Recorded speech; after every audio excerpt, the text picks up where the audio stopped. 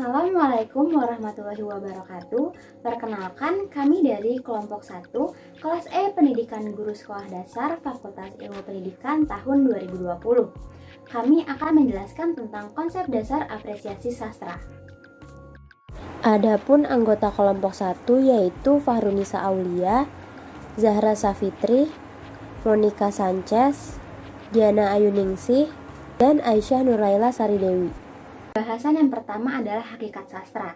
Menurut Sumarjo dan Saini, sastra adalah ungkapan pribadi manusia yang berupa pengalaman, pemikiran, perasaan, ide, semangat, serta keyakinan dalam suatu bentuk gambaran konkret yang membangkitkan pesona dengan alat bahasa. Sedangkan dalam bahasa Indonesia, sastra lebih merujuk ke kata kesusataan yang berarti jenis tulisan dengan arti keindahan. Sehingga dapat disimpulkan bahwa sastra ialah karya cipta atau fiksi yang bersifat imajinatif dan inovatif yang merupakan ungkapan pribadi manusia berupa pengalaman, pikiran, dan perasaan yang dituangkan dalam sebuah karya seni. Contohnya seperti novel. Pembahasan berikutnya adalah hakikat sastra anak. Pada hakikatnya, sastra anak adalah citra dan gambaran tentang kehidupan. Sastra anak merupakan sastra terbaik yang dapat dibaca oleh anak yang memiliki karakteristik, tema, dan format yang beragam.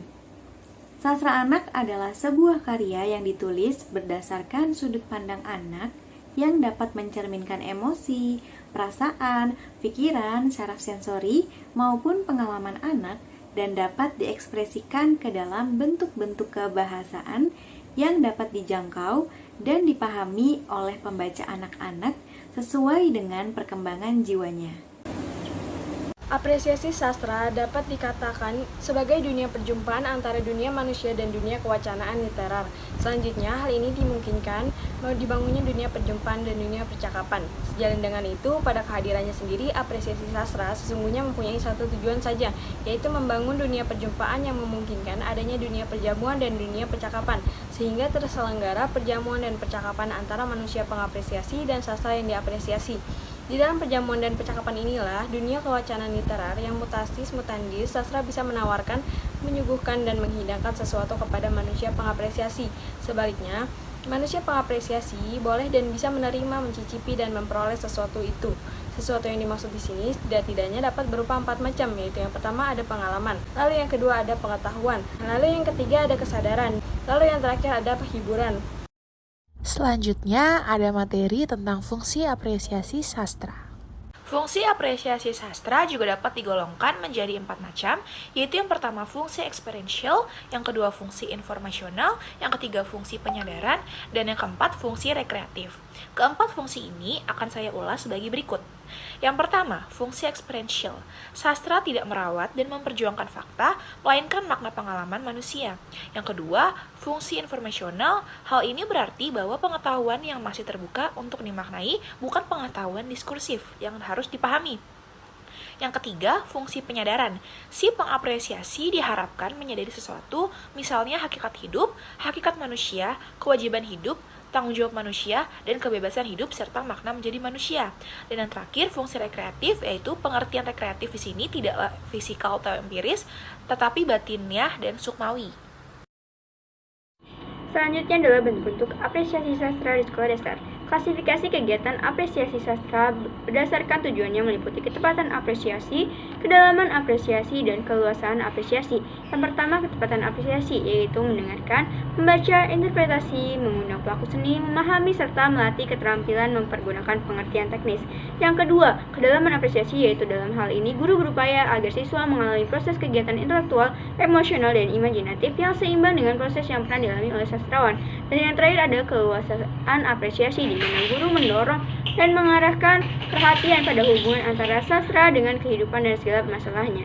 Selanjutnya, apresiasi sastra di sekolah dasar dibagi menjadi dua, yaitu apresiasi sastra reseptif dan ekspresif. Apresiasi sastra reseptif menekankan pada proses penikmatan seperti membaca, mendengarkan, dan menyaksikan pementasan. Sementara itu, apresiasi ekspresif dapat dilakukan dengan mengajak siswa menulis atau bermain drama. Sekian dari kelompok 1. Wassalamualaikum warahmatullahi wabarakatuh. Wabarakatuh. Kami dari kelompok 2 akan menjelaskan apa itu pendekatan apresiasi sastra menurut diskusi kelompok kami. Kami beranggotakan 5 orang, yaitu ada Muhammad Syamsul Ma'arif, Khairunisa, Laila Nur Afni, Kurnia Rahmi, dan Elsa Deli Fitriani. Pendekatan parafrasis adalah proses pendekatan dalam memahami kandungan atau makna dari suatu karya sastra dengan mengungkapkan kembali gagasan yang disampaikan oleh pengarang dengan menggunakan kata-kata atau kalimat yang berbeda dengan yang digunakan oleh pengarang. Biasanya, menciptakan suatu karya sastra menggunakan konotasi yang tinggi, sehingga pembaca kurang mengerti apa yang disampaikan oleh pengarang. Disinilah tujuan dari pendekatan parafrasis, yaitu untuk mempermudah pembaca dalam memahami kandungan yang berada di dalam suatu karya sastra, dengan menyederhanakan dan mempertajam kata-kata atau kalimat yang digunakan oleh pengarang. Selanjutnya ada pendekatan emotif. Pendekatan emotif sendiri merupakan pendekatan yang berusaha untuk mengajak pembaca memahami isi dari karya sastra puisi dan juga membantu pembaca menemukan keindahan dari suatu karya puisi yang ditampilkan oleh penyair. Pendekatan emotif membantu pembaca menghayati isi dari karya sastra puisi sehingga muncullah emosi pada pembaca seperti emosi geram, terenyuh, dan emosi lainnya. Pendekatan analitik adalah cara menyelesaikan masalah dimulai dari yang tidak diketahui mencari hubungan antara yang tidak diketahui dengan yang diketahui, memikirkan langkah-langkah penyelesaian akhirnya mendapatkan hasil yang dikehendaki. Ciri-ciri pendekatan analitik yaitu berkonsentrasi pada elemen, mempelajari sifat interaksi, menekankan pada ketetapan detail, memodifikasi suatu variabel pada titik tertentu, validitas data dibuktikan melalui teori, memikirkan pendekatan yang efisien. Kelebihan dan kekurangannya. Kelebihan pendekatan analitik ialah pendekatan ini merupakan pendekatan yang logis dan meyakinkan. Tiap langkah dilakukan selalu beralasan, sehingga pemahaman dapat dicapai. Kelemahan pendekatan analitik ialah tidak semua bahan pelajaran dapat dilakukan dengan pendekatan analitik. Kadang-kadang pembahasan dengan pendekatan analitik merupakan prosedur yang sangat panjang. Selanjutnya ada pendekatan struktural, yakni pendekatan struktural merupakan suatu cara untuk menemukan makna keseluruhan dari suatu karya sastra yang menjadi bahan kajiannya, yaitu contohnya melalui pengupasan dan pemaparan unsur-unsur karya sastra yang membentuk keterkaitan dan keutuhan karya sastra itu sendiri. Analisis karya sastra dapat dilakukan dengan mengidentifikasi, mengkaji, dan mendeskripsikan fungsi dan hubungan antar unsur intrinsik yang meliputi tema, alur, tokoh, dan penokohan, lalu ada latar belakang dan sudut pandang. Baik, saya akan menjelaskan apa itu pendekatan mimetik. Pendekatan mimetik ini merupakan pendekatan yang memandang karya sastra sebagai karya tiruan atau karya imitasi, atau bisa dibilang juga karya sastra ini berhubungan dengan kenyataan kehidupan sosial dari sang pengarang. Karya dengan pendekatan mimetik merupakan karya yang diambil dari kisah nyata dengan dibumbui beberapa skenario dan kreativitas dari sang pengarang. Contoh karya dari pendekatan mimetik ini adalah salah satunya puisi Senja di Pelabuhan Kecil, karya Khairil Anwar. Puisi ini menceritakan sebuah kegagalan cinta dari sang pengarang yang menyebabkan hatinya begitu sedih dan seakan-akan kehilangan arah dan segala-segalanya. Baik, kesimpulan yang dapat diambil yaitu dalam melakukan apresiasi sastra perlu adanya pendekatan, yaitu ada pendekatan parafrasis, emotif, analitik, mimetik, dan struktural. Pendekatan ini sebagai suatu prinsip dasar yang digunakan oleh seseorang saat mengapresiasi karya sastra. Baik, sekian terima kasih penjelasan dari kami. Wassalamualaikum warahmatullahi wabarakatuh. Assalamualaikum, hai semua. Di sini kami akan menyampaikan materi tentang konsep apresiasi puisi. Anggota kelompok 3 terdiri dari Anissa, lalu ada Anissa Rizky Humaira, ada Gandhi Syafa Al-Yakuta, lalu Huwaida Ashifa Hasana, dan ada Nabila Syameliawati. Oke, langsung aja ke materinya yuk. Kita simak sama-sama ya. Yang pertama adalah pengertian puisi. Puisi adalah bentuk gagasan yang bersifat emosional dibalut dengan keindahan. Ahli dalam bidang ini yaitu Herman J. Waluyo mengungkapkan apa itu puisi sebagai karya sastra yang mengungkapkan pikiran dan perasaan si penyair dengan cara imajinatif dan disusun dengan mengkonsentrasikan semua kekuatan bahasa. Herman mengungkapkan Puisi adalah karya sastra tertulis yang paling awal ditulis oleh manusia. Puisi adalah karya yang dikemas dalam bahasa imajinatif dan disusun dengan kata padat dan penuh makna. Karya puisi mengandung nilai estetik tersendiri. Di sini saya akan menjelaskan unsur-unsur puisi. Yang pertama adalah unsur intrinsik puisi. Yang dimaksud unsur intrinsik puisi adalah unsur-unsur puisi yang membangun puisi dari dalam. Unsur ini juga terbagi lagi menjadi dua jenis, yaitu unsur fisik dan unsur batin. Yang dimaksud unsur fisik puisi merupakan sarana-sarana yang digunakan oleh penyair untuk mengungkapkan hakikat puisi. Secara umum ada 6 unsur fisik puisi. Yang pertama yaitu diksi, imaji, gaya bahasa, kata konkret, rima, dan topografi. Selanjutnya ada unsur batin puisi. Yang dimaksud dengan unsur batin puisi adalah unsur yang berkaitan dengan batin dalam pembacaan puisi. Secara umum ada 4 unsur batin puisi. Yang pertama adalah tema, kedua rasa, ketiga nada, dan keempat adalah amanat. Selanjutnya ada unsur intrinsik puisi, yang artinya adalah unsur-unsur yang membentuk puisi dari luar. Assalamualaikum warahmatullahi wabarakatuh. Di sini saya akan menjelaskan mengenai genre puisi. Nah, genre puisi ini terbagi menjadi 3 macam. Yang pertama itu ada puisi lama. Nah, puisi lama ini telah lahir sebelum kesastraan Indonesia mendapat pengaruh dari kebudayaan Barat. Nah, masyarakat pada masa itu cenderung statis dan bersifat kolektif. Nah, hal ini melahirkan bentuk puisi yang sangat terikat oleh berbagai aturan. Nah, puisi lama ini harus mengandung rima, memiliki jumlah lirik tertentu, bahkan juga ditentukan jumlah suku katanya dalam satu lirik, terutama dalam pantun. Ada beberapa jenis puisi lama yang bisa dikenal, yaitu pertama ada mantra, bidal, pantun, karmina, talibun, saloka, gurindam, dan syair. Nah, yang sampai saat ini mungkin lebih dikenal yaitu ada pantun, gurindam, dan syair. Selanjutnya yaitu ada puisi baru. Nah, puisi baru ini banyak mendapatkan pengaruh dari kebudayaan Eropa, khususnya pada masa penjajahan Belanda. Nah, dengan demikian sulit dielakkan adanya pengaruh kebudayaan Eropa terhadap puisi baru.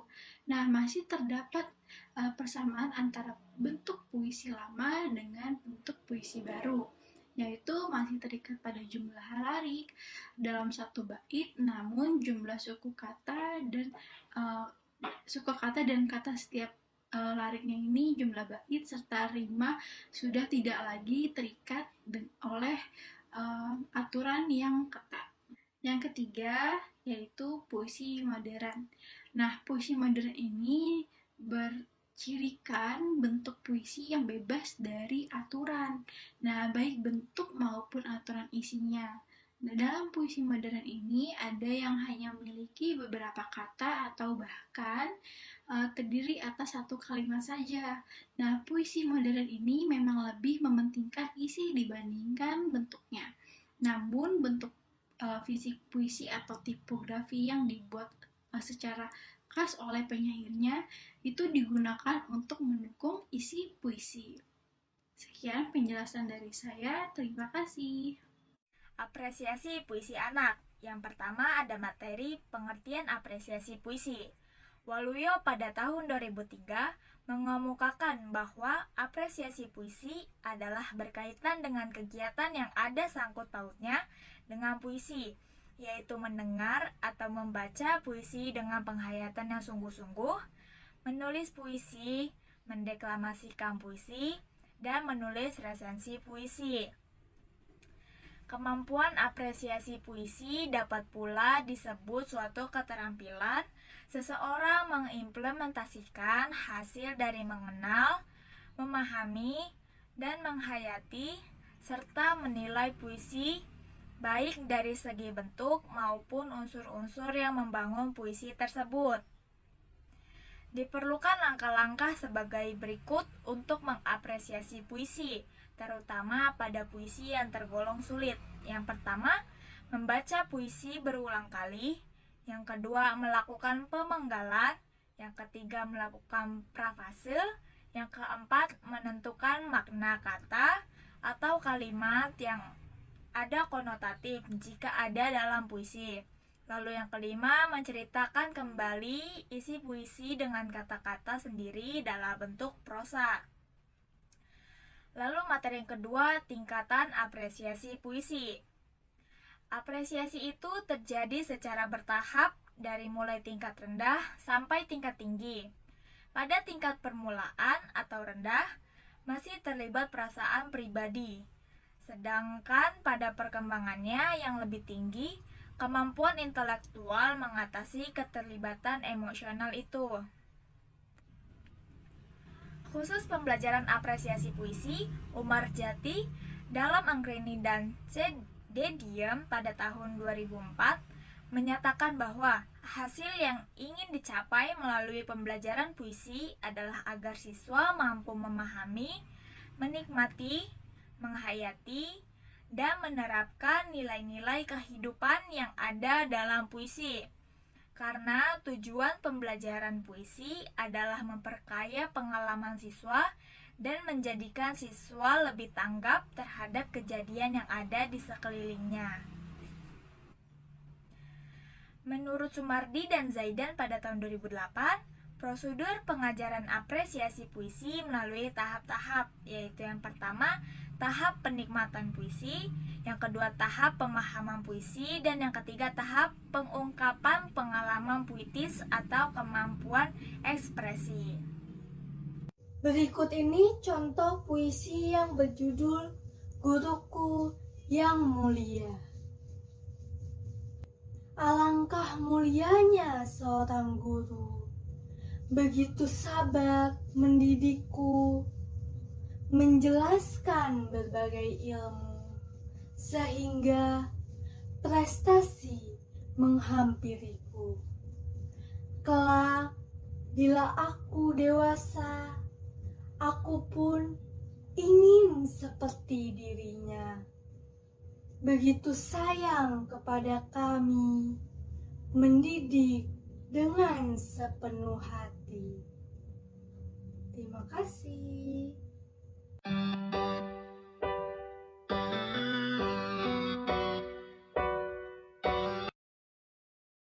Assalamualaikum warahmatullahi wabarakatuh. Kami dari kelompok 4 akan mempresentasikan pemahaman kami dari materi pendekatan apresiasi puisi. Berikut adalah nama anggota kelompok kami. Yang pertama, apresiasi puisi dengan pendekatan struktural. Ada beberapa pandangan terhadap pendekatan struktural. Namun menurut saya, pendekatan struktural adalah pendekatan yang mengkaji suatu karya sastra dengan melihat unsur-unsur struktur teks dan hubungannya satu sama lain, namun tidak terlepas dari hal yang ada di luar karya sastra tersebut. Dalam pendekatan struktural, yang dikaji hanya seputar teksnya saja, yakni unsur intrinsik. Unsur intrinsik dibagi menjadi dua, yaitu unsur batin dan unsur fisik. Contohnya, dalam puisi berjudul Penerimaan, karya Hairil Anwar.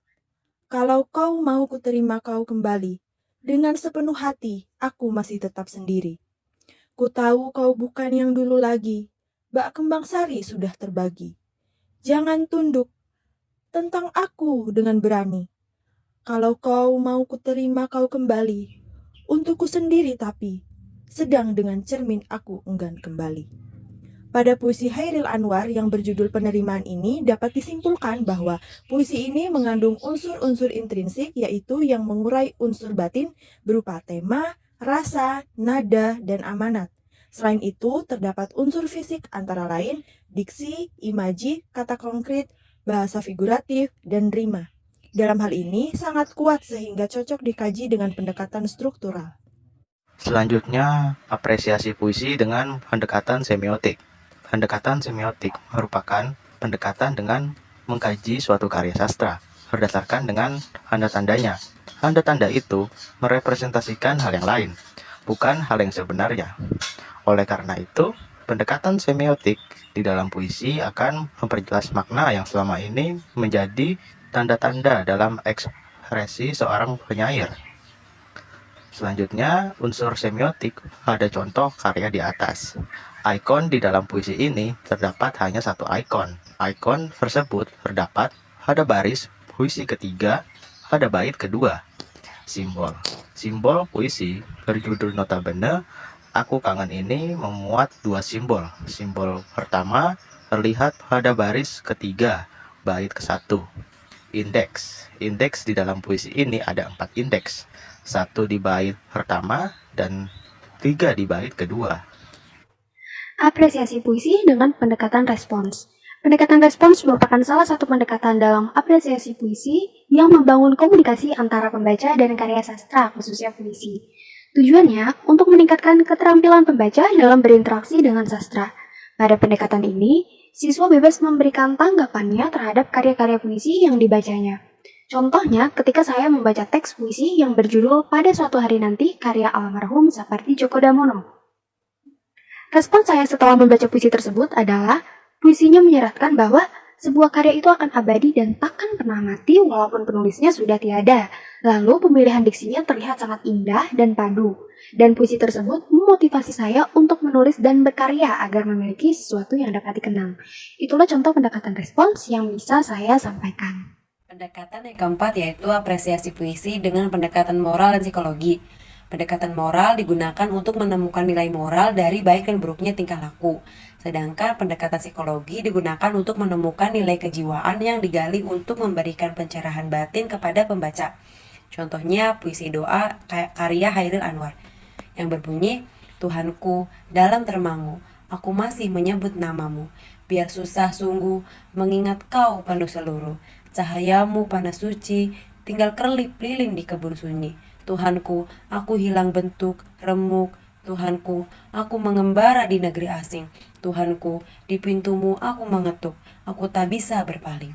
Nah, analisisnya yaitu melalui puisi yang berjudul Doa, Hairil Anwar menggambarkan moral seorang hamba yang memiliki akhlak baik, yaitu berserah diri kepada Tuhan.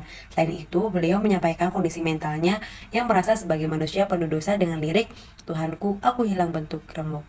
Bahwa penyair selaku manusia biasa banyak melakukan kesalahan, sehingga ia menyadari bahwa hanya kepada Tuhanlah tempat ia kembali.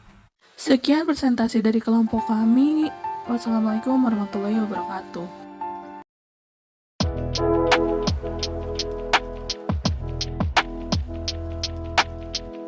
Kemudian ada yang tahu tidak ya apa yang dimaksud dengan prosa fiksi itu? Prosa fiksi adalah kisah yang memiliki pemeran, latar, dan tahapan rangkaian peristiwa yang dihasilkan oleh imajinasi penulisnya, sehingga menjalin suatu kesatuan kisah. Nah, imajinasi di sini dapat berarti cerminan kenyataan dari berbagai pengalaman, pengetahuan, dan literasi penulisnya. Unsur pembangun yang disebut unsur intrinsik. Di antaranya yang pertama ada tema. Tema merupakan inti pokok gagasan dari keseluruhan cerita. Misalnya tema kasih sayang, tema persahabatan. Lalu yang kedua ada alur. Nah, alur ini merupakan jalannya cerita atau rangkaian peristiwa yang saling berkaitan karena hubungan sebab akibat. Yang ketiga ada tokoh dan penokohan. Tokoh merupakan pelaku cerita dengan sifat dan peranannya masing-masing. Sedangkan penokohan merupakan cara pengarang menampilkan tokoh-tokoh dan wataknya itu di dalam cerita. Lalu yang keempat ada latar. Latar ini merupakan tempat, hubungan waktu, dan lingkungan keadaan sosial dan tempat terjadinya peristiwa-peristiwa yang diceritakan. Kelima ada amanat. Amanat yaitu pesan yang ingin disampaikan dalam sebuah cerita. Lalu yang keenam ada sudut pandang. Sudut pandang ini merupakan cara menyampaikan cerita seperti sudut pandang orang pertama kayak aku, lalu sudut pandang orang ketiga kayak dia atau mereka gitu. Lalu yang ketujuh ada gaya bahasa. Nah, gaya bahasa ini adalah cara mengungkapkan bahasa untuk mencapai efek estetis dan memiliki kekuatan daya ungkap yang mengunggah seperti majas dan pemilihan diksi yang indah. Lalu selanjutnya ada jenis-jenis prosa. Nah, prosa ini secara umum dibagi menjadi 5. Yang pertama ada eksposisi. Eksposisi merupakan pemaparan suatu ide sehingga pembaca ini bisa mendapatkan pengetahuan, tetapi tidak bertujuan agar pembaca mengikuti atau menyetujui paparan tersebut. Lalu yang kedua ada deskripsi. Deskripsi ini merupakan tergolong jenis yang menggambarkan suatu objek sehingga pembaca seolah-olah melihat sendiri objek tersebut. Lalu yang ketiga ada argumentasi. Nah, argumentasi ini merupakan karangan yang berisi ide atau gagasan dari penulis dan disajikan lengkap dengan berbagai data pendukung yang bertujuan untuk mempengaruhi pembaca sehingga pembaca dapat menyatakan persetujuannya terhadap isi prosa tersebut. Lalu yang keempat ada persuasi. Nah, persuasi ini tujuannya biasanya mengajak pembaca sehingga pembaca bersedia melakukan hal-hal yang dianjurkan oleh penulis. Selanjutnya, karangan atau karya prosa persuasi ini digunakan untuk memengaruhi pembaca atau pendengar untuk berbuat sesuatu. Dan yang terakhir, yang kelima, yaitu narasi. Prosa narasi ini kemudian dikenal sebagai cerita. Di dalam narasi terdapat peristiwa dan kejadian di dalam satu urutan kurun waktu. Kejadian yang diceritakan di dalam narasi tersebut juga terdapat tokoh yang memiliki konflik. Terima kasih. Sekian penjelasan dari saya. Selanjutnya ada genre prosa. Prosa dibagi menjadi 2 bagian. Satu prosa lama dan satu lagi prosa baru. Prosa lama itu adalah karya sastra Indonesia yang belum mendapat pengaruh dari sastra atau kebudayaan barat. Lalu bentuk-bentuk sastra prosa lama itu ada hikayat, kisah, sejarah Rotambo, dan yang terakhir ada dongeng. Lalu untuk prosa baru itu adalah karangan prosa yang timbul setelah mendapatkan pengaruh sastra atau budaya barat. Bentuk-bentuk prosa baru itu ada roman, novel, cerpen, riwayat, kritik, resensi, dan yang terakhir itu ada esai. Di sini saya akan menjelaskan mengenai apresiasi prosa anak. Apresiasi ialah cara seseorang mengungkapkan perasaan puas dalam bentuk penilaian ataupun penghargaan. Sedangkan prosa ialah sebuah karya sastra berupa narasi yang tidak terikat aturan.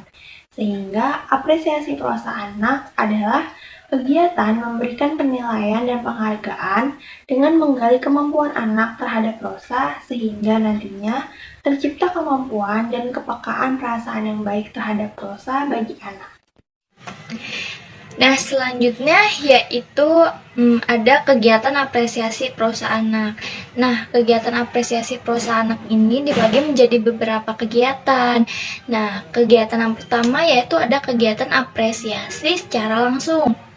Nah, kegiatan apresiasi langsung ini adalah kegiatan yang dilakukan secara sadar untuk memperoleh kenikmatan atau kehikmatan dari karya sastra anak yang telah diapresiasi. Nah, kegiatan apresiasi langsung ini bisa meliputi yang pertama yaitu membaca karya sastra anak, yang kedua ada mendengarkan sastra anak ketika dibacakan atau dipresentasikan gitu. Yang terakhir yaitu bisa dengan menonton pertunjukan sastra anak ketika karya sastra anak itu dipentaskan. Oke, kegiatan yang selanjutnya yaitu ada kegiatan apresiasi tidak langsung. Nah, kegiatan apresiasi tidak langsung ini merupakan kegiatan apresiasi terhadap karya sastra sebagai penunjang untuk pemahaman terhadap karya sastra anak. Nah, kegiatan ini bisa berupa mempelajari teori sastra, mempelajari kritik dan esai, atau mempelajari sejarah sastra. Nah, kegiatan selanjutnya yaitu ada pendokumentasian karya sastra. Nah, pendokumentasian karya sastra ini juga termasuk bentuk apresiasi sastra loh. Nah, karena apa? Karena pendokumentasian karya sastra ini secara nyata ikut melestarikan keberadaan karya sastra tersebut. Seperti itu. Yang terakhir yaitu ada juga kegiatan kreatif. Nah, kegiatan kreatif ini termasuk dalam kegiatan apresiasi sastra juga. Nah, dalam kegiatan kreatif ini bisa mencakup misalkan membuat puisi, terus menulis cerita pendek, seperti itu.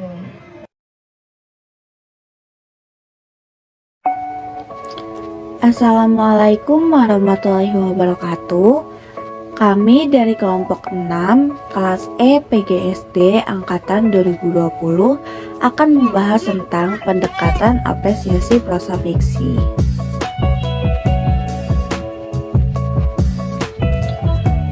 Anggota kelompok 6 yaitu terdapat yang pertama Agnia Aliputri, yang kedua Aulia Supaharani, yang ketiga Muhammad Akil Ridwan, yang keempat Nabila Nur Alifah, dan yang kelima Nafika Sitara Putri. Untuk pembahasan pertama terdapat materi apresiasi prosa fiksi dengan pendekatan struktural. Pendekatan prosa fiksi dengan struktural. Struktural karya sastra dalam hal ini fiksi dapat dilakukan dengan mengidentifikasi, mengkaji, dan mendeskripsikan fungsi dan hubungan antar unsur intrinsik fiksi yang bersangkutan. Mula-mula diidentifikasi, dideskripsikan, misalnya bagaimana keadaan peristiwa atau plot penokohan dan tokoh latar sudut pandang. Dengan demikian pada dasarnya struktural bertujuan memaparkan secermat mungkin fungsi keterkaitan antar berbagai unsur karya sastra yang secara bersama menghasilkan sebuah kemenyeluruhan. Dari strukturalisme ini ada berbagai langkah. Yang pertama mengidentifikasi, mengkaji, mendeskripsikan, dan menghubungkan masing-masing unsur sehingga diketahui tema, tokoh, latar, dan alur dalam sebuah karya sastra. Untuk materi kedua terdapat apresiasi prosa fiksi dengan pendekatan respon pembaca. Apresiasi prosa fiksi dengan pendekatan respon pembaca. Pendekatan respon pembaca merupakan pendekatan pembelajaran yang memberikan kebebasan bagi siswa untuk memberikan tanggapan terhadap karya sastra berdasarkan pengalaman dan pengetahuan yang mereka miliki. Menurut teori respon pembaca, peran pembaca sangat penting dan dominan dalam memahami sebuah karya sastra, dan mengkaji karya sastra tidak lagi harus berorientasi pada teks, melainkan pada aspek pembacanya. Karya sastra menyediakan pengalaman yang beragam bagi pembacanya. Keseharian pengalaman pembaca mungkin dapat ditemukan dalam karya sastra, mungkin juga tidak akan dapat ditemukan. Dengan menggunakan pendekatan pembaca ini memberikan kesempatan pembaca untuk mengisi ruang kosong yang ada dalam suatu karya sastra. Peran pembaca dalam menentukan makna teks atau karya sastra itu sangat sentral secara individu ataupun personal. Dengan begitu, pembaca dapat menentukan makna teksnya tersendiri. Untuk materi ketiga terdapat apresiasi prosa fiksi dengan pendekatan moral dan psikologi. Selanjutnya ada pendekatan moral. Moral diartikan sebagai suatu norma atau konsep tentang kehidupan yang dijunjung tinggi oleh sebagian besar masyarakat. Namun kepentingan moral dalam sastra sering tidak sejalan dengan usaha untuk menciptakan keindahan dalam karya sastra. Pengalaman mental yang disampaikan pengarang belum tentu sejalan dengan kepentingan moral. Berdasarkan pendapat para ahli, maka dapat disimpulkan bahwa aspek moral adalah ukuran yang digunakan untuk menentukan betul salahnya sikap dan tindakan manusia yang dilihat dari dari segi baik buruknya berdasarkan pandangan hidup masyarakat. Selanjutnya ada pendekatan psikologis. Semi menyatakan bahwa pendekatan psikologi sastra adalah pendekatan yang bertolak dari asumsi bahwa karya sastra selalu membahas tentang kehidupan manusia yang senantiasa memperlihatkan perilaku yang beragam. Hubungan antara karya sastra dan psikologi dikemukakan oleh Suwardi bahwa karya sastra dipandang sebagai gejala psikologis yang menampilkan aspek-aspek kejiwaan melalui tokoh-tokoh jika teks berupa prosa atau drama, sedangkan jika dalam bentuk puisi akan disampaikan melalui lirik-lirik dan pilihan kata yang khas. Untuk materi terakhir, terdapat apresiasi prosa fiksi dengan pendekatan feminisme. Selanjutnya, apresiasi prosa fiksi dengan pendekatan feminisme. Feminisme merupakan suatu paham maupun pemikiran yang meletakkan perempuan dan kondisinya di sentrum kajian. Kajian perempuan baik dari segi identitas, psikologi, opresi, kesadaran, etika, sistem nilai, posisi, peran, sistem patriarki-matriarki, dan sebagainya.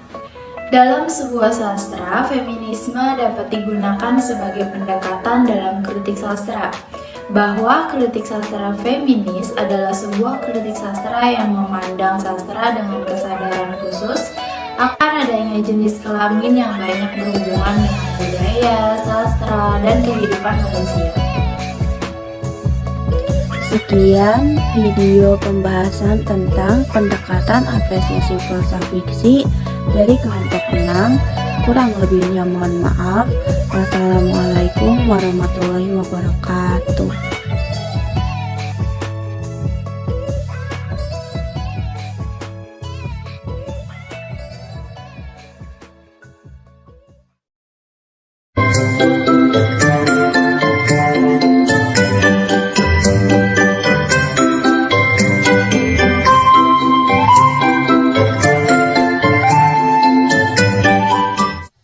Secara etimologis, kata drama diadaptasi dari bahasa Yunani, yaitu dramaomai, yang artinya bertindak dan berbuat.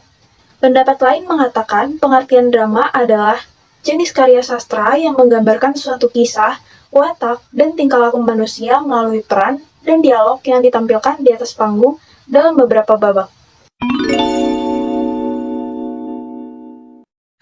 Selanjutnya, saya di sini akan menjelaskan tentang unsur-unsur drama.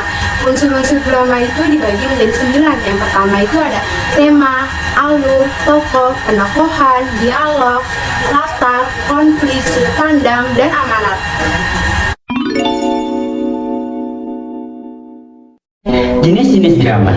Jenis-jenis drama terbagi menjadi 7 bagian, yaitu pertama berdasarkan ada tidaknya naskah, yang kedua berdasarkan bentuk tata percakapannya, yang ketiga berdasarkan sajian isinya, yang keempat berdasarkan konteks percakapannya, yang kelima berdasarkan besar pengaruh unsur seni lainnya, yang keenam berdasarkan bentuk-bentuk lainnya, lalu yang ketujuh berdasarkan sarana penyajiannya. Yang pertama ada berdasarkan ada tidaknya naskah. Itu terbagi menjadi 2, yaitu drama tradisional dan drama modern. Lalu berdasarkan bentuk tata percakapan itu terdapat drama puisi dan drama prosa. Lalu berdasarkan sajian isinya terdapat drama tragedi, drama komedi, dan drama tragedi komedi.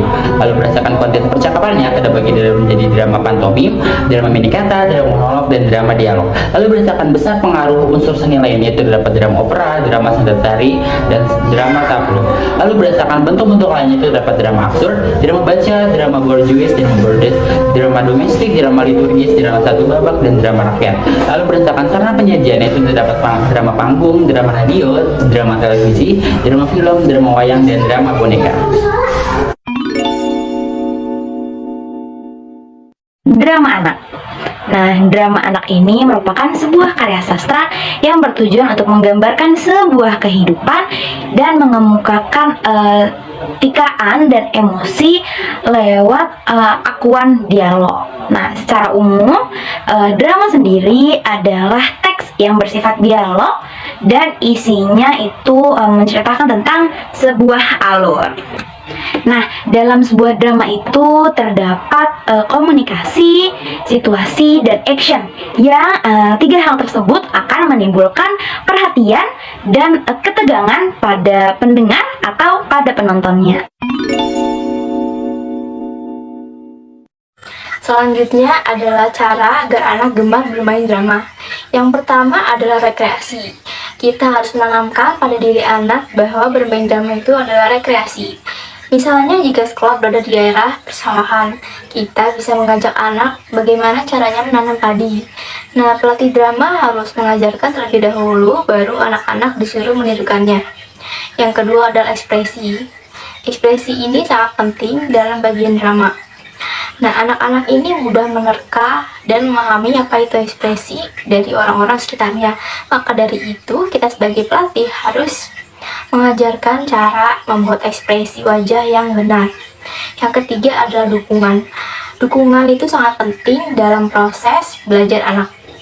Nah, jadi apalagi dukungan dari orang tua. Hal itu sangat berpengaruh positif bagi hal-hal yang dilakukan oleh anak-anaknya, yaitu bermain drama.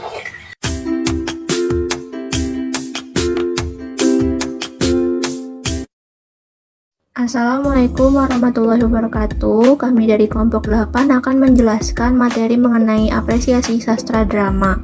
Adapun topik yang dibahas yang pertama pengertian, pembelajaran apresiasi drama, mengapresiasi drama, pendekatan drama, dan yang terakhir tingkatan apresiasi drama.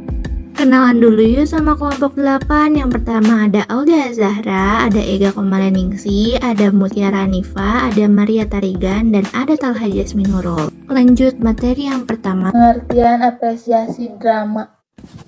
Jadi apresiasi drama adalah suatu kegiatan yang ada hubungannya dengan drama sehingga membuat orang mampu memahami drama secara mendalam dan mampu memahami nilai-nilai yang terkandung dalam drama tersebut.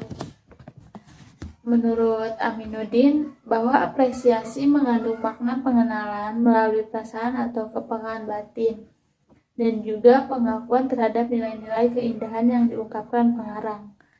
Jadi apresiasi yang dikembangkan dengan menumbuhkan sikap sungguh-sungguh dan melaksanakan kegiatan apresiasi sebagai bagian hidupnya dan juga sebagai satu kebutuhan yang mampu memuaskan rohaniahnya. Pembelajaran apresiasi drama. Selain itu, menurut salah satu ahli yaitu Groove, apresiasi drama adalah pengenalan melalui perasaan dan pemahaman terhadap nilai-nilai keindahan yang diungkapkan oleh pengarang. Apresiasi drama melibatkan 3 unsur penting, yaitu kognitif, emotif, serta evaluatif.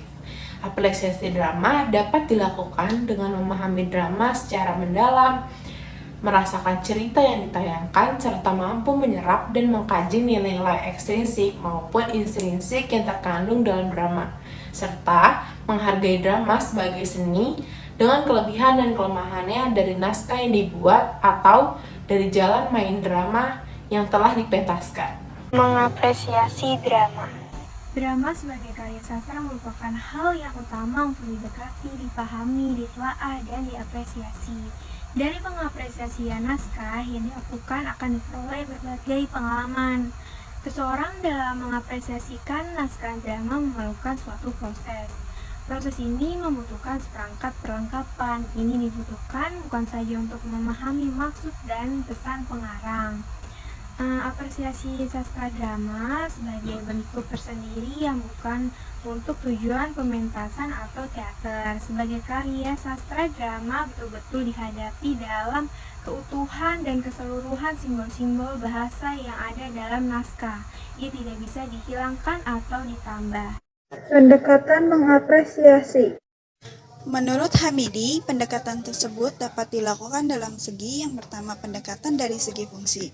Hal ini biasanya dihubungkan dengan peranan yang dapat dimainkan oleh drama dalam masyarakat. Yang kedua, pendekatan derajat peristiwa. Pembahasan ini berhubungan dengan alur, yaitu dalam bentuk bagaimana derajat seperti eksposisi, komplikasi, krisis, sampai kepada penyelesaian. Yang ketiga, pendekatan terhadap tema. Dalam hal ini, kita dihadapkan kepada perbandingan tiap-tiap kesatuan peristiwa sehingga sampai kepada suatu logika atau kesimpulan bagaimana citra atau ide yang hendak disampaikan. Yang keempat, pendekatan terhadap drama yang berkaitan dengan segi aliran karya sastra, misalnya realisme, naturalisme, dan ekspresionisme. Dan yang terakhir atau yang kelima, pendekatan dari sudut gaya. Pembahasan ini menyangkut bagaimana perkembangan sistematika bangun drama itu dengan kaitannya terhadap pantulan gaya yang hendak diperlihatkan kepada pembaca. Dan yang terakhir, tingkatan apresiasi drama. Menurut Mio 1991, tingkat apresiasi sastra drama dapat dibagi atas 4 tingkatan. Yang pertama, ada tingkat menggemari. Contohnya, seseorang akan senang membaca cerita drama, dan jika ada acara pementasan drama, ia akan menyediakan waktunya untuk menontonnya. Lalu yang kedua, ada tingkat menikmati.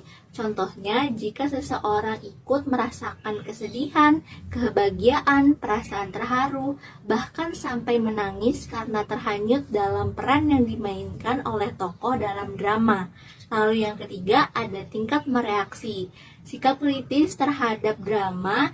Jadi jika seseorang itu dapat menyatakan kekurangan suatu drama, maka orang tersebut akan mampu menunjukkan di mana letak kekurangan dan kelebihan pada drama tersebut. Lalu yang keempat, ada tingkat produktif. Apresiator drama mampu menghasilkan, mengkritik, dan membuat resensi terhadap sebuah drama secara tertulis. Sekian penjelasan dari kelompok kami, kurang lebihnya mohon maaf. Wassalamualaikum warahmatullahi wabarakatuh.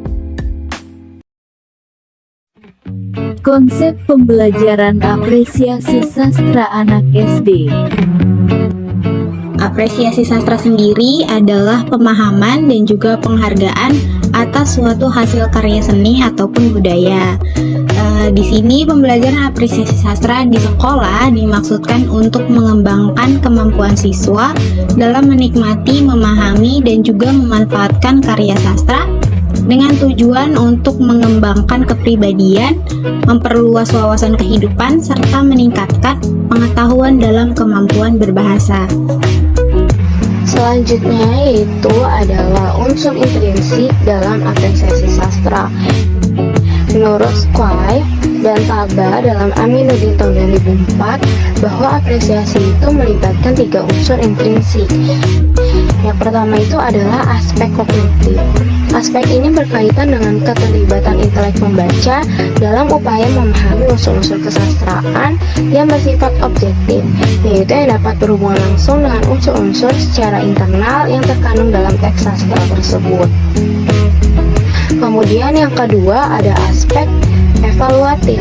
Aspek evaluatif yaitu aspek yang berhubungan dengan kegiatan memberikan penilaian terhadap baik, buruk, suka, tidak suka, atau berbagai ragam penilaian bersifat kritik dan bersifat umum, serta terbatas pada kemampuan aspirator dalam merespon teks sastra yang dibaca sampai pada tahapan pemahaman dan penghayatan. Kemudian yang ketiga ada aspek emotif, yaitu yang berkaitan dengan keterlibatan unsur emosi pembaca dalam upaya menghayati unsur-unsur keindahan dalam teks sastra yang dibacanya dan bersifat subjektif. Selanjutnya, ciri-ciri sastra anak dan pembelajaran apresiasi sastra. Ciri-ciri sastra anak yang dirangkum dari Suyatno 2009 dan B. Nurgiantoro 2005. 1. Tokoh yang terlibat dalam cerita diperkenalkan terlebih dahulu. Kedua, dalam penceritaan selalu dibarengi dengan gambar. Yang ketiga, menggunakan bahasa yang sederhana dan mudah dipahami. Yang keempat, desain buku bacaan yang unik untuk menarik perhatian. Yang kelima, penceritaan cenderung terkait dengan kehidupan anak. Yang keenam, di akhir cerita selalu menggembirakan tokoh utama. Yang ketujuh, dikaitkan dengan psikologi perkembangan anak. Pendidikan sastra melalui proses pembelajarannya merupakan pendidikan yang mencoba untuk mengembangkan kompetensi apresiasi sastra, kritik sastra, dan proses kreatif sastra. Kompetensi apresiasi adalah kemampuan menikmati dan menghargai karya sastra. Klasifikasi kegiatan apresiasi sastra berdasarkan tujuan meliputi 1. Ketepatan apresiasi. 2. Kedalaman apresiasi. 3. Keluasan apresiasi. Materi selanjutnya adalah tingkatan proses apresiasi sastra. Mempelajari apresiasi sastra membutuhkan waktu yang panjang dan berlangsung secara terus-menerus. Proses apresiasi sastra siswa di sekolah merupakan proses menuju apresiasi yang sebenarnya. Proses tersebut dibagi dalam beberapa tingkatan. Yang pertama, tingkat menggemari. Ditandai dengan adanya ketertarikan dan keinginan membaca buku-buku sastra seperti novel, cerpen, dan antologi puisi. Yang kedua, tingkat menikmati. Ditandai dengan menikmati cipta sastra seperti menikmati pentas drama dan menikmati musikalisasi puisi. Yang ketiga, tingkat mereaksi. Ditandai dengan adanya keinginan berpendapat terhadap cipta sastra yang dinikmatinya, seperti berpendapat dalam diskusi sastra dan menulis resensi di media massa. Dan yang keempat, tingkat mereproduksi. Ditandai dengan mulai ikut mencipta sastra, seperti membuat dan mempublikasikan karya puisi yang dibuatnya. Pentingnya sastra anak adalah sastra anak sangat berpengaruh terhadap perkembangan emosi anak yang akan dibentuk melalui cerita-cerita dan kisah-kisah tertentu. Artinya, sastra anak akan memiliki pengaruh terhadap perkembangan kepribadiannya, seperti anak-anak terbentuk kepribadiannya secara alamiah karena telah menyaksikan dan menikmati sastra. Lalu, sastra anak akan menjadi penyeimbang emosi dan penanaman rasa tertentu secara wajar. Sekian dari kelompok kami, kurang lebihnya mohon maaf. Wassalamualaikum warahmatullahi wabarakatuh.